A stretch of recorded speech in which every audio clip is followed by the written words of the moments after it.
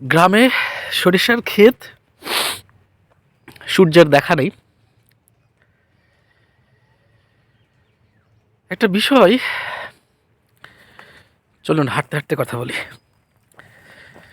যে মানুষ মানুষের সাথে চলাফেরা করে, সম্পর্ক গঠন হয়, সেই সম্পর্কের সাথে সাথে এমন কিছু আচরণ আছে যেগুলো, এমন কিছু ব্যবহার আছে যেগুলো মানুষের কলিজায় গিয়ে লাগে। তো মানুষকে তখন কঠিন করে দেয়।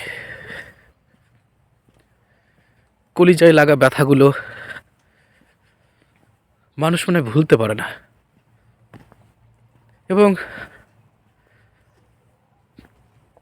সেই ভুলের ক্ষমা আসলে করতেও পারে না ইচ্ছা করলেও। মাঝে মাঝে ভয় লাগে, খুবই ভয়। এই জীবনে এ অবধি কত মানুষের সাথে চলাফেরা করলাম, কত মানুষের সাথে মিশলাম, জেনে অজানায় কত আচরণ করে ফেলছি, কতজনের ব্যথায় লাগেনি, কতজনের ব্যথা কলিজা অবধি লেগেছে কথায় বা আচরণে।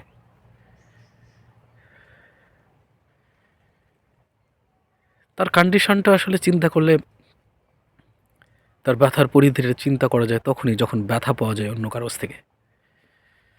অন্য কেউ যখন ব্যথা দেয়, কলিজা অবধি গিয়ে ঠেকে, তখন বোঝা যায় যে আসলে সেই ব্যথাটা। তো তাদের সাথে হয়তো বা কখনো দেখা হবে কি হবে না, তাদের কাছে ক্ষমা বা সরি বলা হবে কিনা,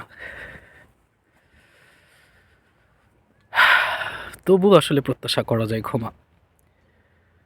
আল্লাহ তাআলা তাদের মনের ভিতরে সেরকম দরদ সৃষ্টি করুক, যাতে আমাদেরকে, আমাকে, সকলকে, সকলের পক্ষ থেকে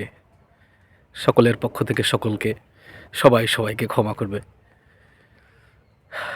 প্রত্যাশা, বড় প্রত্যাশা এটা। সালাম আলাইকুম।